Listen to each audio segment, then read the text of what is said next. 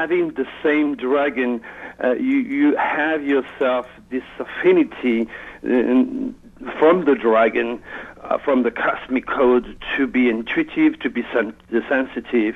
And of course, with your moon in Scorpio, you have a problem with stupidity, and you can be very direct sometimes, very sharp, if not sarcastic. my moon is not in Scorpio. My moon is in Sagittarius. No, remember, I don't practice astrology. Oh, okay. I don't have the same software. I have designed a different software that put the stars where they belong, as Nostradamus would have read them. Now I know why my life has been going in this direction. Do you have I've been looking at Edgar Casey. Okay, I got his name. Edgar Casey in Virginia Beach. Okay. Okay. Edgar Casey, Madame Blavatsky, Nostradamus, and yourself have the same dragon. And the dragon pushes you into its energy of spirituality, or psychic energy, or things of this nature, Barbara, if you understand me, because it's all about energy. Yes, it is, right. Now, do people say you have magnetic eyes? Yes, they do. Betty Davis eyes. There you go. So that tells you the value, the simplicity, and the accuracy of divine astrology or astropsychology, as I mentioned it earlier. You also have this type of dragon produces not only psychic and artists, but also doctors. And that's where you have this sense of perfection, this sense of detail, and this natural homeopathic touch. And this is why Nostradamus was healing people from the plague using rose petals and all sorts of natural means. We always call her Dr. Mom. That's amazing, because I will tell you, I have an instinct, not an intuition about what natural products or what natural things will work to help someone with a situation. And Jennifer just said, I've been known as Dr. Mom. Well, as I said, the astropsychology or Nostradamus divine astrology is scarily accurate, and I'm sure I do have student, client, patient pretty much all over the world, including in your area. One of my top students live where you are exactly. And if she could speak, oh my gosh, she would certainly endorse the values of what I'm teaching.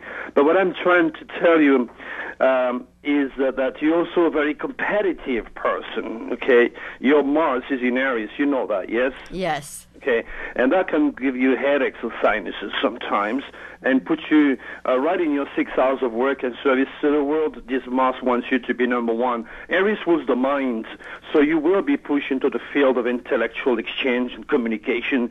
And again, with discipline, you could also crystallize your thought and become a teacher or become a writer. But you do it through the wave, which is pretty much what the Universal Code wants you to do.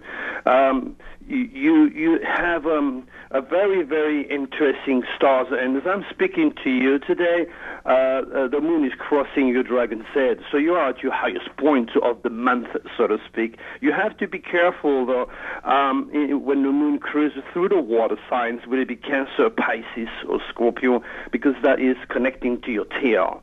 You also have been drowned many times, because it's very obvious in this chart that you were deeply, deeply involved with metaphysics, including witchcraft, which happens to be, of course, in French terms, a compliment, because it means that you have mastered the dynamics of the universe and all the natural way to heal people using plants and astrology and metaphysical rules.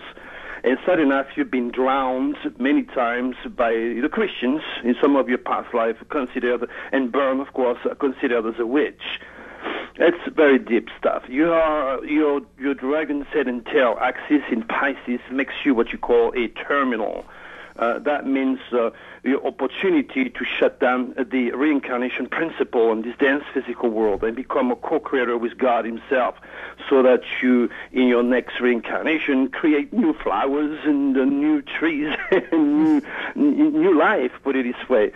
So your fate is based upon the reincarnation of your thought, your understanding of your subconscious creative forces, and your reconnection with your witchcraft residue, which means understanding your relationship with the divine and the cosmic code. That very, very deep stuff. So be careful around water, and most of all, stay clear from any medical prescriptions, because this type of dragon is pretty addictive. It's pretty deep stuff. And that's interesting. I will not take medication. I absolutely keep myself. You don't like water either. I don't like being around large bodies. I like walking and wading in water, but not going in deep. But absolutely, when it comes to medication, if a prescription is written for me, it usually is thrown away. I won't. Yeah, you have to be careful. I had the patient that came here. As a matter of fact, but the latest one was a very old lady. Who was rolled into my healing room here with her 2 daughters. And following some medication, she became paralyzed. Oh. So it's very, very serious when you have this type of chart, to stay clear from anything that is not natural, because you do have a negative reaction to anything that is not natural. You got a very, very powerful chart, Barbara. Of course, there is much more that I could tell you, but being a Scorpio with your moon in Scorpio... Very private. You got a privacy here. You also have to learn to let go of whatever happened to you as your little girl, maybe with your mother, because the depth and the intensity of your chart could poison yourself. Scorpio is a stinger. You understand that? The stinger is the misuse of you on a witchcraft residue in the name of guilt, in the name of resentment, and stinging yourself with your own power. So you have to kill the scorpion, and you have to build what you call the eagle or the phoenix of the zodiac. You got a wonderful chart, Barbara. Right now, the head and the tail are affecting your home area. And that means maybe buying a house, selling a house, restructuring your base of operation, and your career is also receiving the head and the tail of the dragon, forcing you to maybe reevaluate where you stand and grow. There's all sorts of good things for you, Barbara. Well, thank you very much for that. Now, may we focus on the other person here, Jennifer? Yes, Jennifer. I'm much more interested in that, actually. I'll talk to you off the air. Okay. Well, I understand that, but I like to give an idea of the host. And remember, everybody listening to your show knows me through and through now. Yeah, Barbara. All these people are still regenerating by learning a few things. That's just the way it is. Now, Jennifer is born a Gemini. Yes. And Gemini is called in Greek mythology the messengers of the gods. Gemini rules general communication, transportation, and for your information, George Noory, my friend George Noory, including Art Bell, are both Geminis. So it is very normal to have somebody born in June with a hidden dragon or moon or rising in Gemini to be involved in the radio world, in communication, transportation, things of this nature. That is a very interesting fact when it comes to Gemini. Jennifer Dragon said is in Cancer. In Cancer is ruled and controlled by the moon. This means in many ways that the entire second house of money and self-esteem is under the jurisdictions of the moon. And I have a book called Moon Power. As a matter of fact, anyone listening to your show can download my 2008 Moon Power. It's still available from my website, and read the section, The Universal Law of the Moon, especially if there is a water sign in their chart. So this Cancer dragon said wants Jennifer to feed and protect the world. So she does it.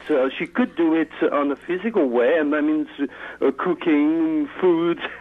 She could do it in the real estate, or she could do it through the spirits by talking as a co-pilot with you, Barbara. Do you understand what I'm saying? Yes, indeed. Yeah, she has the dragon's tail in Capricorn, so much of her past life evolved around France, Italy, specifically England, where she has to be careful if she goes and cruise there.